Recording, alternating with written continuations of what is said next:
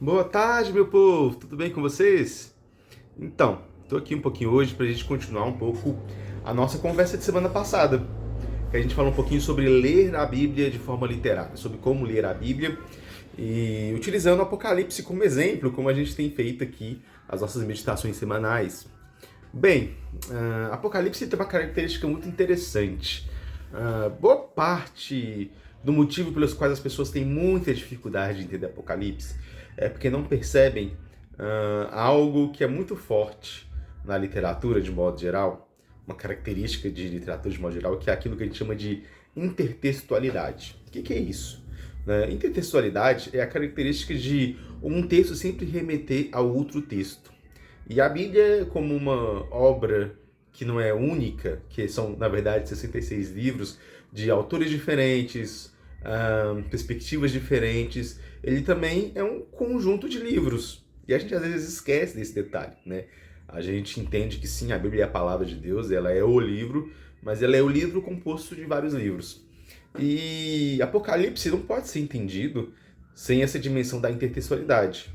Na verdade, isso não acontece só com Apocalipse. Eu estou usando Apocalipse aqui como um exemplo para a gente entender esse detalhe. Isso traz uma dimensão muito profunda da Bíblia e muito profunda do Apocalipse, se a gente pensar nele de maneira mais específica, que é o quê? Que é o fato de que a gente precisa ler a Bíblia como um todo numa vida de leituras e releituras. O que eu quero dizer com isso?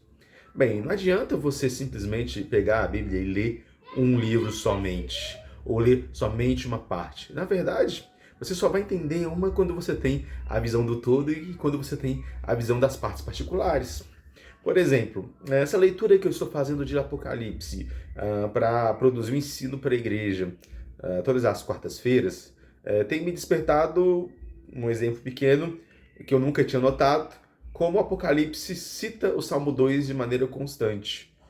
Como tem ali vários elementos do Salmo de número 2 presentes no Apocalipse, a ideia do cetro de ferro, que destrói as nações, e Jesus com esse cetro de ferro, né? Essa ideia de Jesus como rei, e como esse salmo, de maneira específica, é presente no livro de Apocalipse. Outro exemplo, Apocalipse 19, né? Já no finalzinho, a gente tem ali as bodas do Cordeiro, um casamento. E a Bíblia, na verdade, começa com um casamento, lá em Gênesis 2.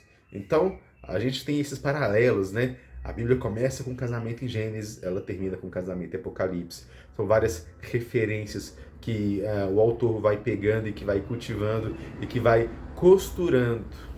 E é isso que torna a leitura bíblica tão rica, porque à medida que você vai lendo, você vai ganhando uma dimensão nova.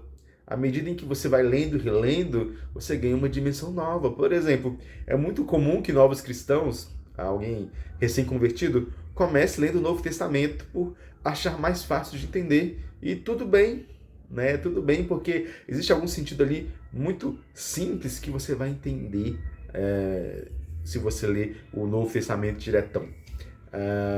Mas quando você lê o Antigo Testamento e depois você volta para o Novo, você vai ganhando novas dimensões. E a cada releitura isso vai ganhando umas novas dimensões. Você começa a perceber detalhes e conexões que você ainda não tinha visto.